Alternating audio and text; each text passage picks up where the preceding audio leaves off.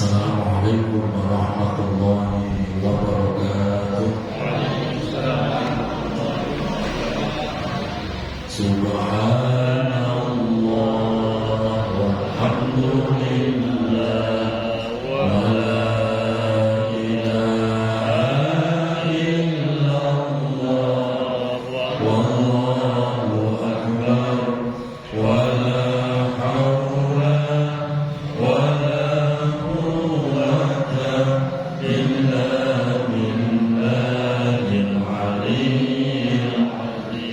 Subhanallah walhamdulillah wa la ilaha illallah wallahu akbar wa la hawla wa la quwwata illa billahil aliyyil azim. Alhamdulillah, alhamdulillahilladzi an'ama 'alaina bi ni'matil iman wal islam. Wassalatu wassalamu ala asyrafil anam sayyidina wa habibina wa maulana Muhammadin wa ala alihi wa sahbihi ajma'in. Hasbunallahu wa ni'mal wakil, ni'mal maula wa ni'man nasir, wa la hawla wa la quwwata illa billahil aliyyil azim. Allahumma anfa'na bima 'allamtana wa 'allimna ma yanfa'una. Allahumma barik lana fi Rajab wa Sya'ban wa ballighna Ramadan bi rahmatika ya arhamar rahimin. Amin ya rabbal alamin.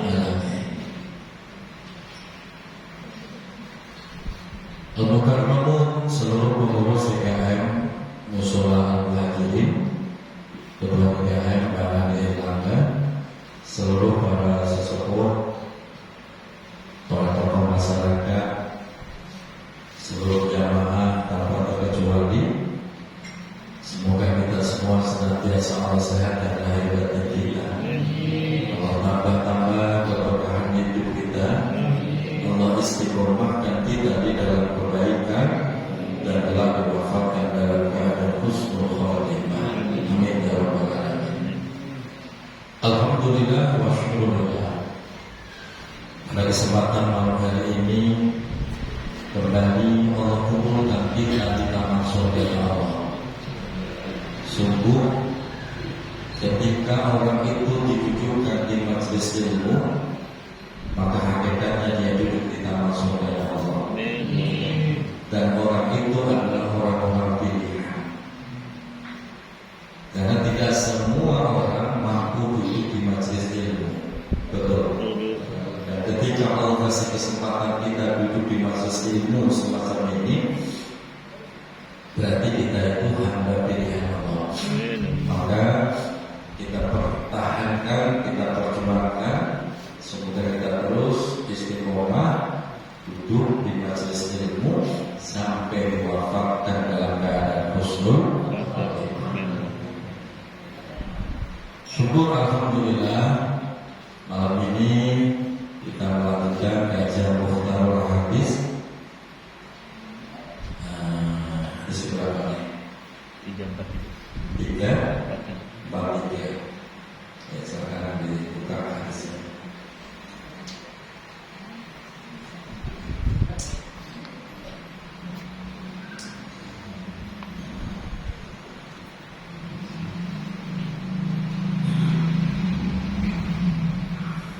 Bismillahirrahmanirrahim.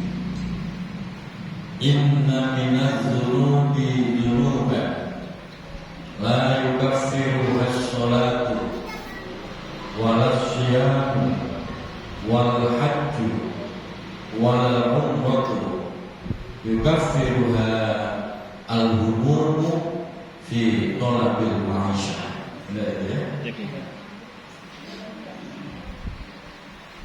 Artinya inna minadz-dzunubi, sesungguhnya bagian dari dosa-dosa yang ada.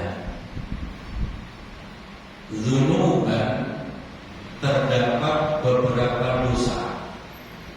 Dari sekian banyak dosa yang ada, dzunuban, terdapat beberapa dosa. Yang mana dosa ini la yukaffiru has-sholatu, tidak bisa dihapus dengan sholat. Ini serempak. Dosa itu tidak bisa dihapus dengan sholat, walas siyamu, dan tidak bisa dihapus dengan puasa. Bapak sholat rajin kayak apa, gak bisa menghapus dosa ini. Bapak puasa sunnah Senin Kamis dan seterusnya, gak bisa menghapus dosa ini. Walau haji, dan tidak pula bisa dihapus dengan haji. Walaupun Bapak ibarat kata haji tiap tahun, tidak bisa menghapus dosa ini. Walau umroh itu, dan tidak pula bisa dihapus dengan umroh. Sebulan sekali berangkat umroh lamanya, tidak bisa menghapus dosa ini. Gak pernah dengar dosa ini belum Pak? Ini serem.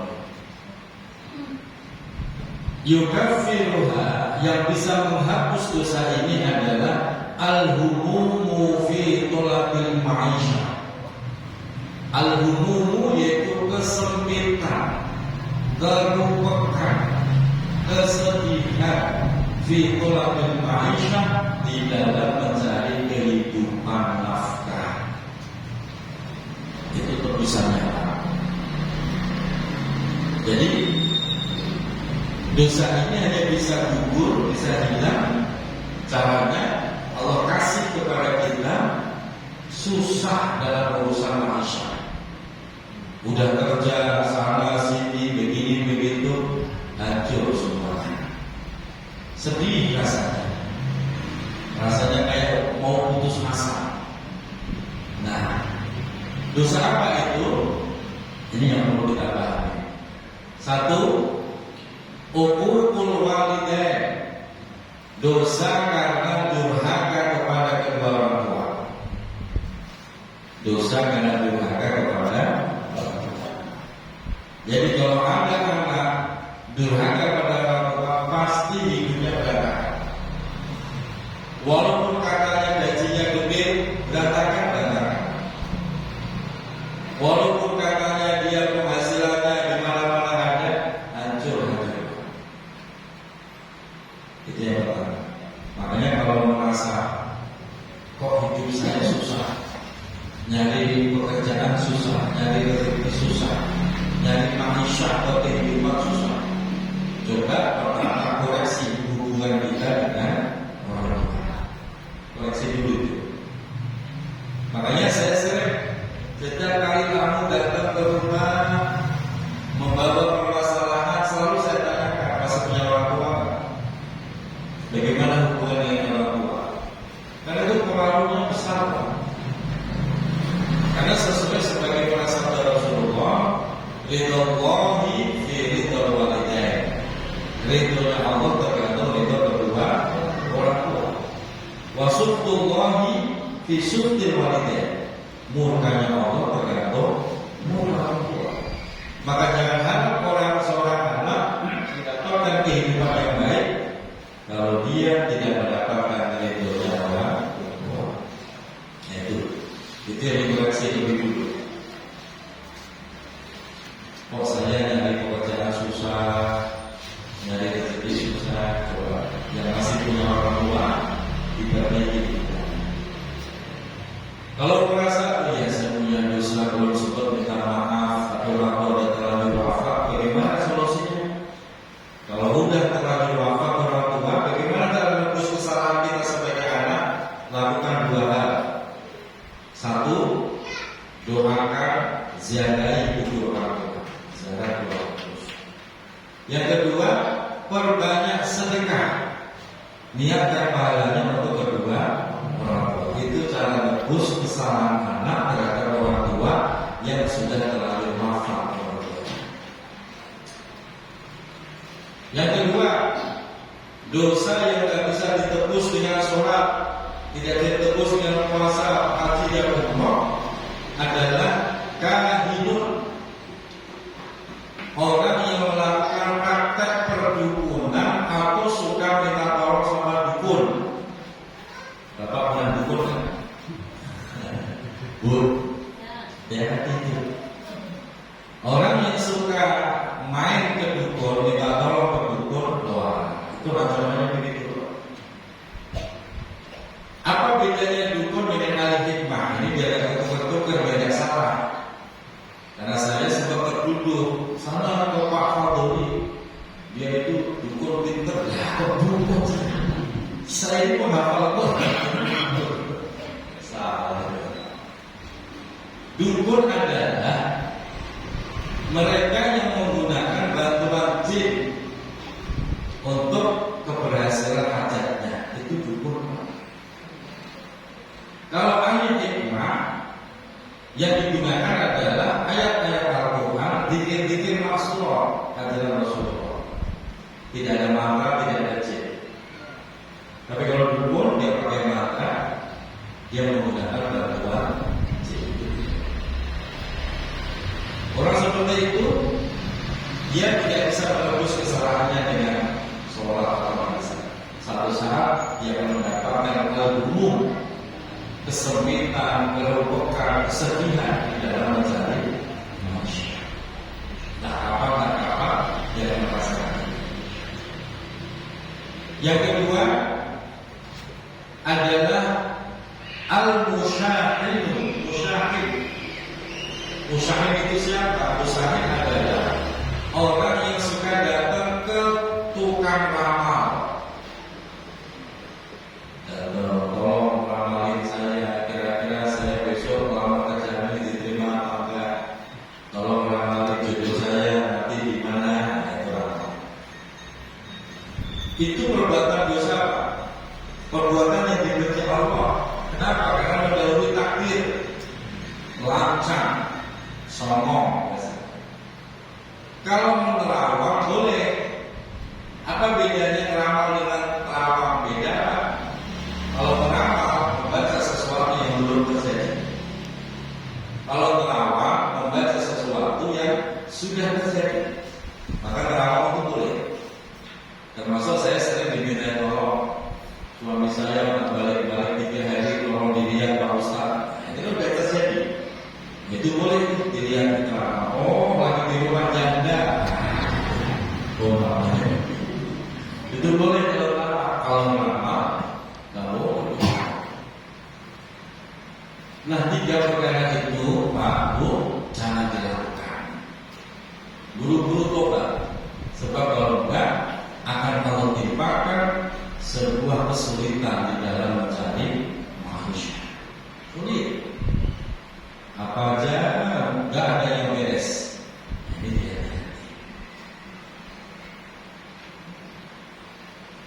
Apa merasa sulit ya ekonominya? Gak usah dijawab. Itu biar doa aja dalam hati. Kelihatannya banyak hasilnya, tapi terus urusan untuk beres-beres. Ini 3 hal itu dikoreksi. Biar kembali normal, kembali baik. Nah, mawabu Ibnu Hasan. Hadis ini diriwayatkan oleh Imam Ibnu Hasan. Sebelum lanjut ke hadis berikutnya, bagi orang yang masih punya orang tua, bagi kita yang masih punya orang tua, jaga betul hubungan itu. Jangan biasa-biasa saja, tapi istimewakan. Bapak rajin sholat, rajin puasa, nggak ada artinya kalau menyakiti hati orang. Nggak ada artinya. Karena ketika orang tua luka, luka. Hatta walaupun orang tua kita ahli maksiat ibaratnya, orang tua kita nggak mau sholat dan ahli maksiat, lo itu tetap wajib kita muliakan. Nggak boleh disakiti. Jangankan ahli maksiat, walaupun orang tua kita itu kafir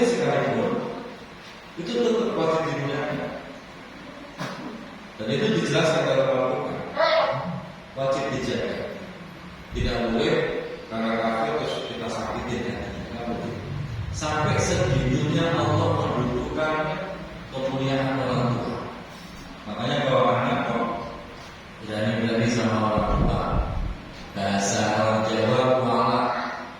Di sini ada bahasa kuala kan? Enggak kan? Pasti kuala. Dan itu biasanya diuji oleh Allah dengan kehidupan yang susah. Nah, sekarang hadis berikutnya. Inna min asyratis sa'ah, sesungguhnya bagian dari syarat terjadinya as-sa'ah, yaitu kiamat. Syarat tanda-tanda terjadinya kiamat. Satu, dan kita bisa merasakan ini sudah mulai masuk kiamat apa belum? Yang pertama, ayyurfa'a al-ilmu, yaitu ketika diangkat al-ilmu, yaitu ilmunya Allah. Ketika ilmunya Allah sudah mulai hilang di dada orang muslim, itu menjadi tanda pertama kiamat sudah dekat. Pengajian sudah tidak ada, mushola tertutup, masjid juga tutup, udah nggak ada kedengaran orang ngaji. Ilmu Allah sudah diangkat, udah nggak ada di dada orang muslim, itu berarti sudah masuk tanda kiamat. Nah, makanya kalau bapak ibu nggak pengen buru-buru kiamat, rajin-rajinlah ngaji. Jadi dengan menghidupkan masjid saat kesempatan ini cara kita menunda datangnya kiamat.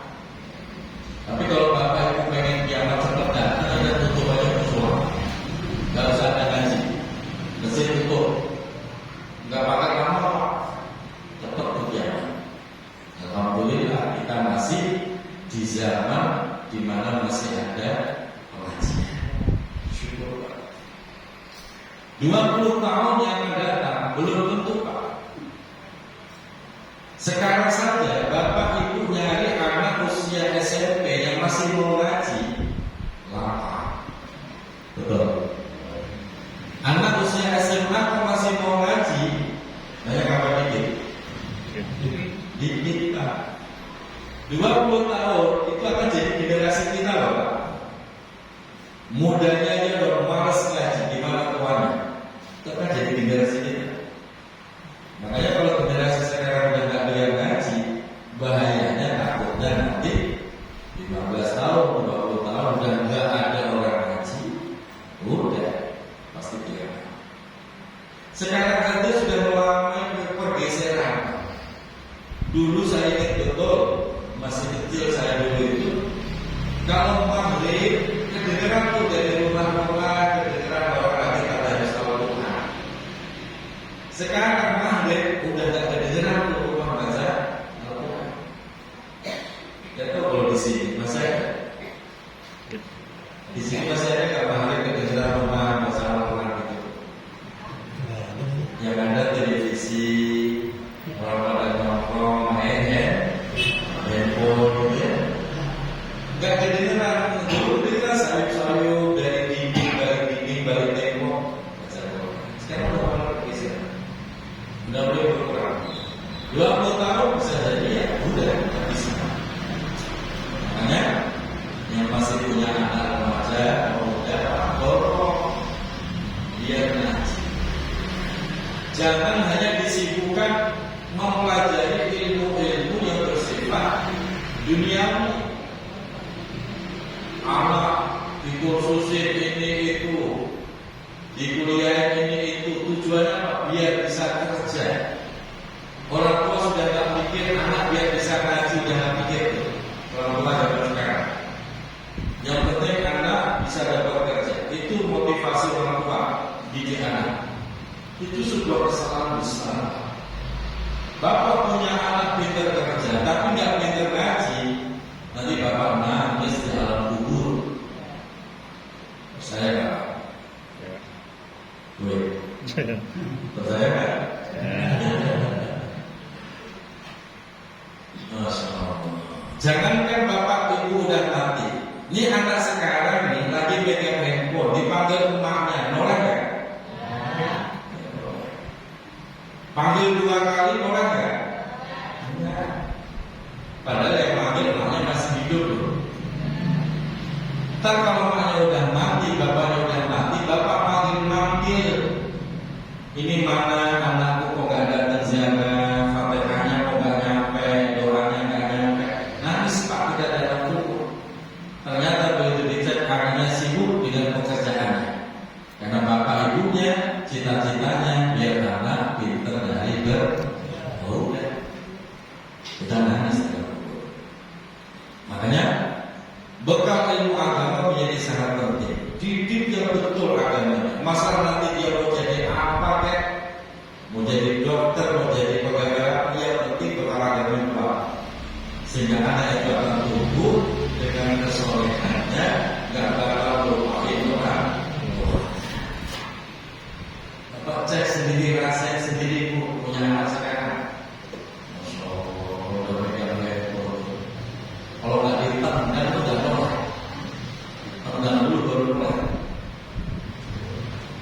Itu tantangan kita. Yang kedua, wayadharul jahlu, akan semakin tampak al-jahlu, kebodohan. Kenapa ya? Karena memang ngajinya udah males. Datang ke masjid taklim males. Dia bilang saya udah ngaji di rumah. Dari mana? Lewat YouTube. Begitu katanya. Lewat YouTube. Kalau bingung dengan masalah agama, tinggal searching di Google.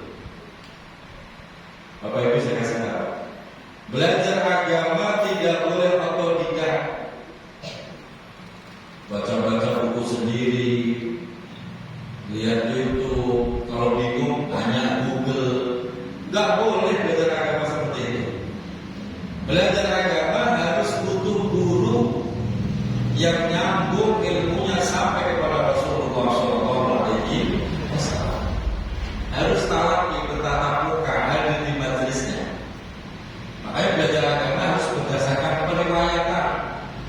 Seperti saya ngaji kitab ini menerangkan, saya terangkan apa yang saya dapatkan dari guru saya. Guru saya dari gurunya, terus sampai kepada Rasulullah SAW. Itu baru sah. Man yata'allam bi ghairi syaikhin fa syaikhuhu iblis. Barang siapa yang belajar agama tanpa syekh, tanpa guru, maka gurunya adalah iblis. Iblis Pak. Nah, makanya Pak ngaji biar kita tidak dalam kebodohan. Sebab semakin banyak orang yang malas ngaji, nggak ketahuan ngajinya di mana, nggak ketahuan pondoknya di mana, tahu-tahu tampil sebagai penceramah, tampil sebagai dai, di mana-mana sudah dipanggil ustaz, cuma bisa dikir tahlil. Dan dia berani memberikan fatwa. Wah, ini yang bahaya Pak. Makanya itu kebodohan akan semakin lama. Itu tanda-tanda kiamat. Alhamdulillah sekarang masih banyak ngaji. Karena di riwayat yang lain, pada akhirnya salah satu tanda kiamat adalah ittakhadhu ru'asa'ahum juhala. Orang-orang masyarakat akan menjadikan orang bodoh sebagai pemimpin. Saking gak adanya, saking gak adanya orang alim. Kenapa? Karena semua udah enggan untuk ngaji. Mondok rasanya malu, gengsi. Wah, bocah mondok kan kerja apa? Nah, masih ada loh Pak, orang tua yang berpikirnya kecil. Mondok kan bisa kerja apa? Sama, kuliah, punya ijazah, lama di kantor ini, jadi pejabat ini. Bapak kalau berpikirnya begitu, Bapak nanti sedih di hadapan ibu. Nangis Pak. Sekarang aja orang tua, anak udah tak peduli orang tua, apalagi Bapak udah mati.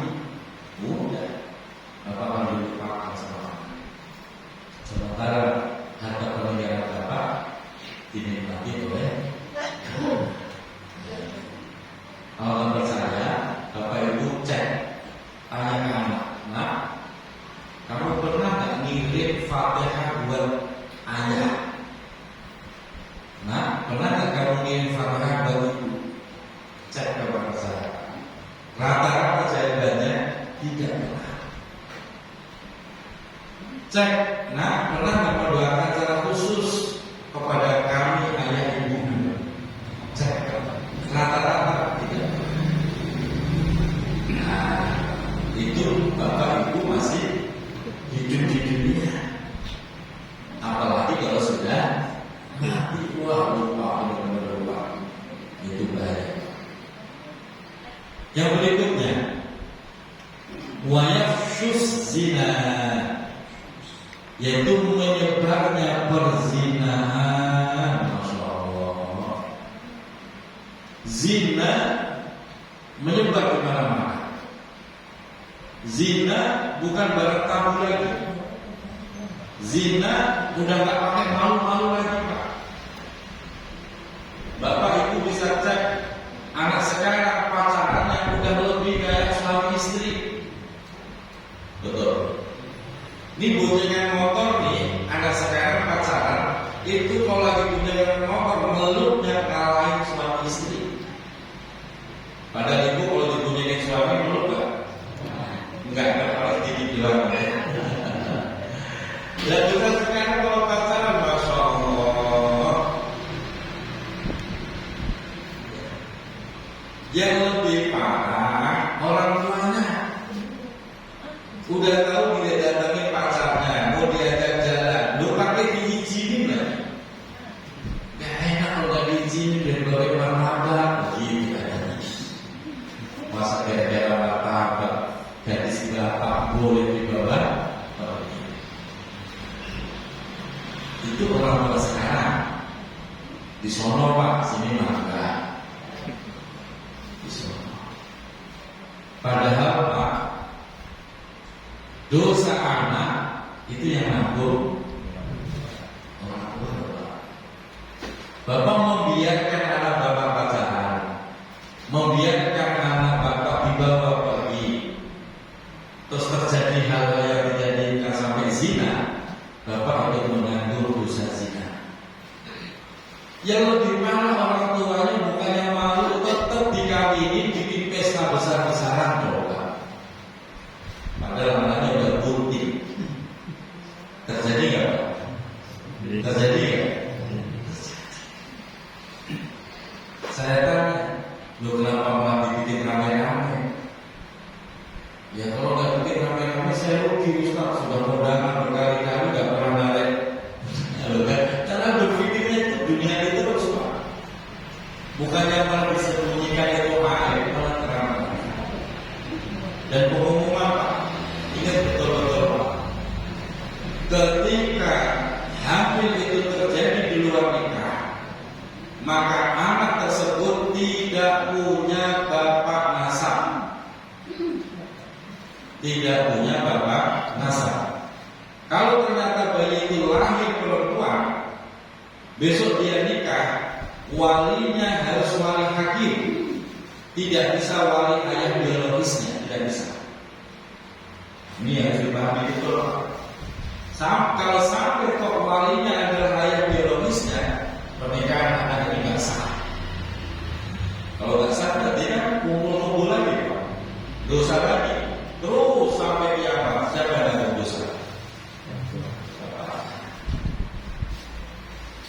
Maka saya tegaskan, anak hasil zina atau pernikahan di luar hamil di luar nikah, itu anaknya nggak punya ayah nasab, hanya punya ayah biologis.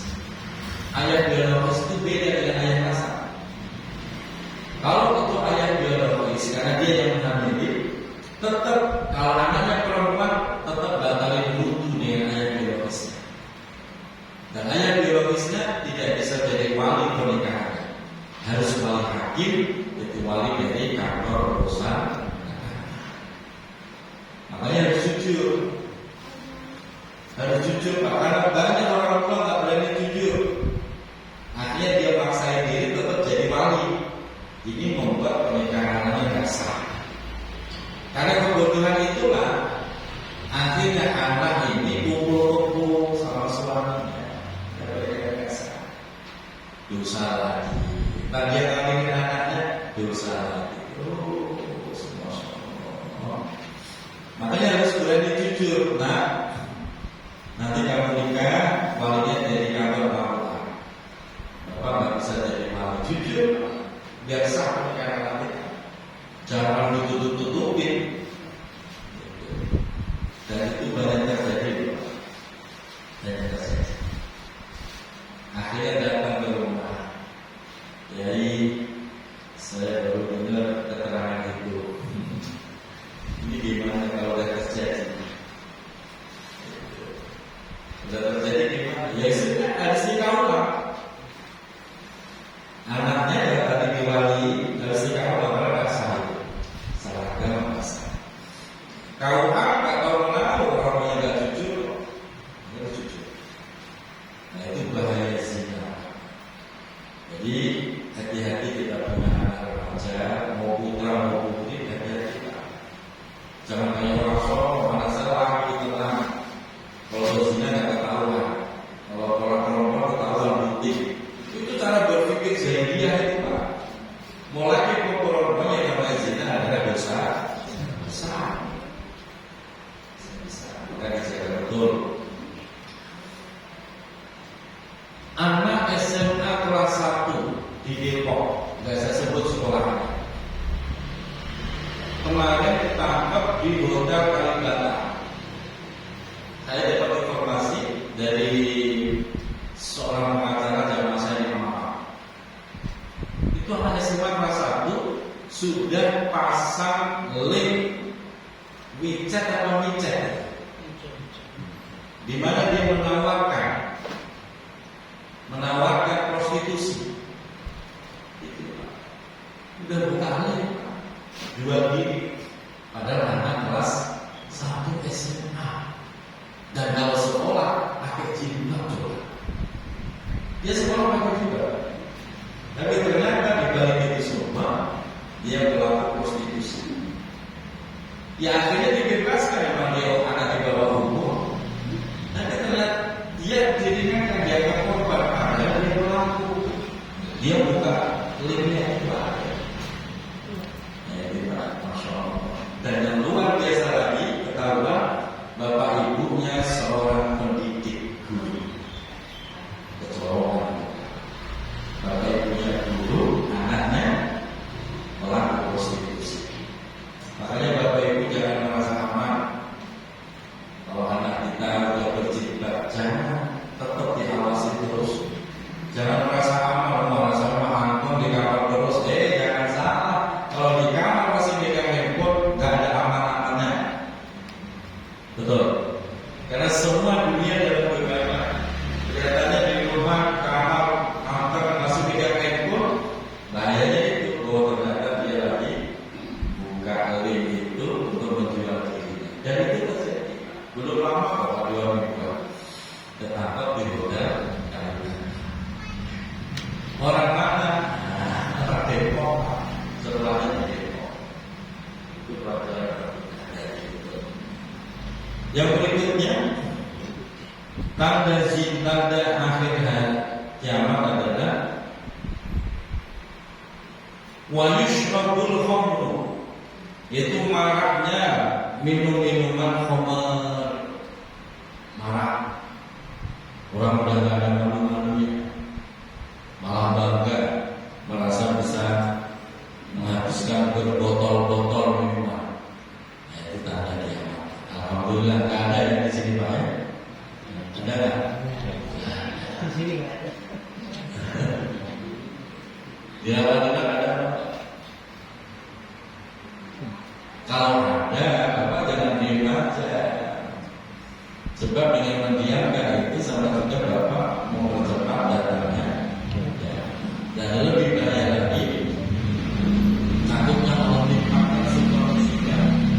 Yang mana musibah ini tidak hanya menimpa kepada yang berbuat maksiat, termasuk menimpa kepada orang yang mendiamkan kemaksiatan itu. Wattaqu fitnatan la tusibanna alladziina zalamu minkum khassah. Begitu Pak. Jangan riba dan begitu.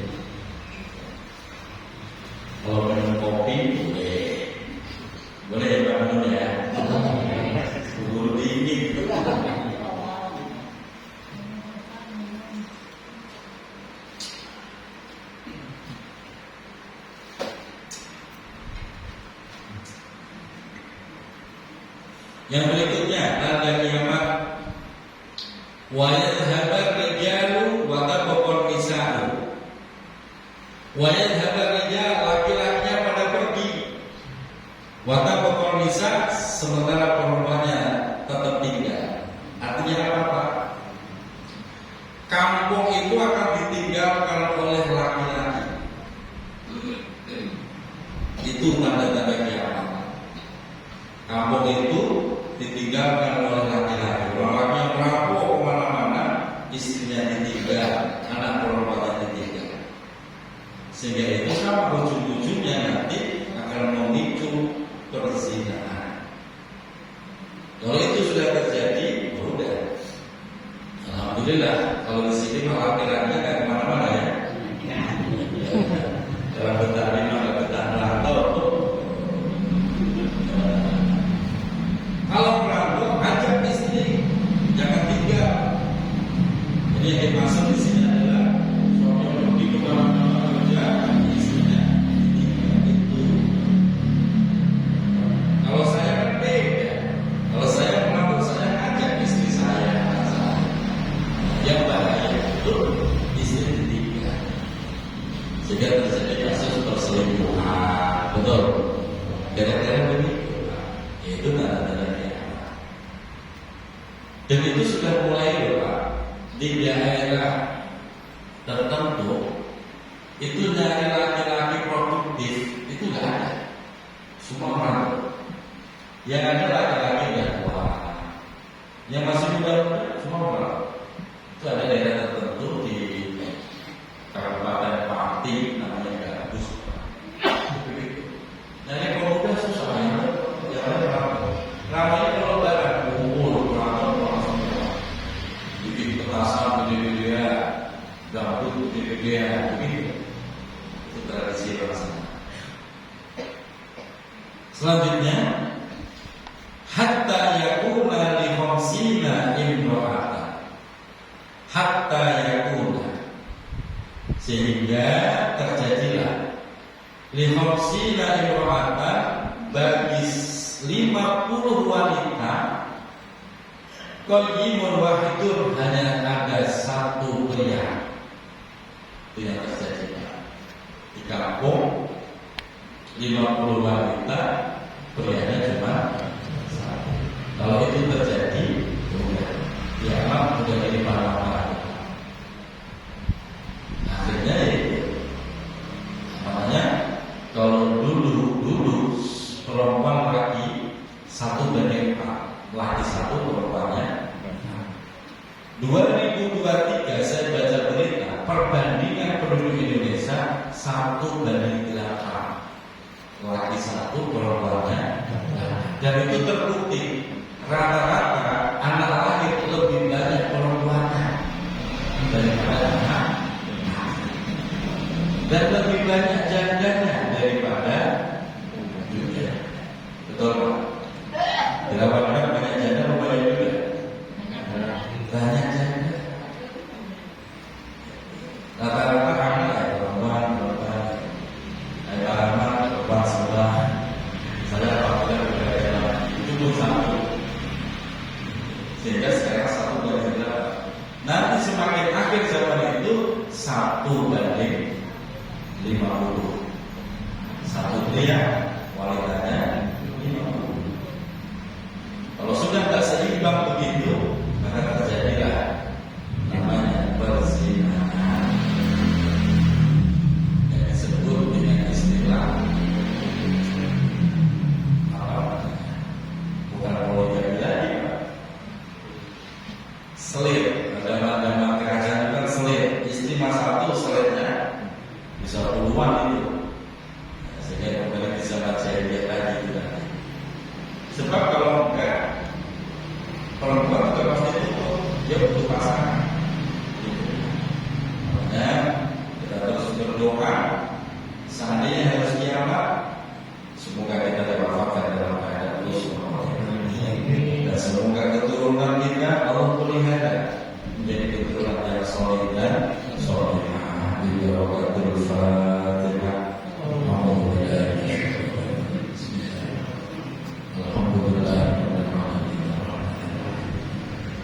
Iya.